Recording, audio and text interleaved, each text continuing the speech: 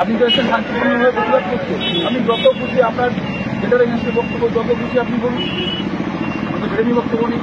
কিছু গাড়ির কারো ভাঙচুর করতে আপনার বা আমার বাড়ির বাচ্চা বা মহিলাদেরকে অসম্মানিত করতে নিশ্চিত আসছে না। এবার আমি বোধ বুদ্ধি কিছু রাখলাম না যে কিসের বিরুদ্ধে প্রতিবাদ, কেন প্রতিবাদ। এসে দেখলাম যে বিরাট একটা পেজ, যেহেতু একসঙ্গে 2000 লোক জড়ো হয়েছে, 5000 লোক জড়ো হয়েছে, আমি চমকে দিলাম বড়বাবুকে, দৌড় কাটিয়ে দিলাম যে একটা বাস আছে যে একটু ভাঙচুর করে দিলাম, ওখানে বাচ্চা কাঁদছে, মহিলা কাঁদছে। আমি বলছি যদি চাকরি না ছোট ব্যাপার আছে, যদি জানও চলে যায় এখানে আজকে যা করতে হয় সেটাই করবো। আমি ক্লিয়ার বলছি, আপনাদের প্রতি সব রেসপেক্ট রেখে। এবার এটা যেটা বলার আছে বলুন, আর সেই প্রিপারেশন আমি নিয়ে রেখেছি।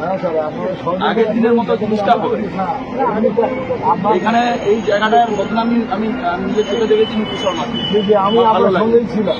আপনারা অনেক চেষ্টা করেছিলেন কিন্তু কথা শুনি। এবার আমি একটা মঞ্চ তৈরি করে দিয়ে দিচ্ছি, তারপর যেখানে যে কেউ এসে সেখানে নোংরা করে দিয়ে চলে যাবে, তার দায়টা কার? আমার কথায় যদি যুক্তিটা ভুল থাকে আমাকে বলুন। আপনারা যদি একবার বলতেন আমরা তো যে কোনো জায়গায় হচ্ছে মাঠ খুঁজে দেখে আপনাদেরকে করতাম। যখনই একটা রাস্তায় হচ্ছে, আমি তো একটা পরিষ্কার কথা বলছি, বাসে বসে থাকা যে কোনো মহিলা যদি ভীত সন্ত্রস্ত হয়ে যায়, ওটাকে কিন্তু আমি আমার বাড়ির মহিলা করবো। আপনি কি ভাববেন আমি জানি না, হিন্দু হোক মুসলিম হোক, তারপর যা হবে দেখা যাবে।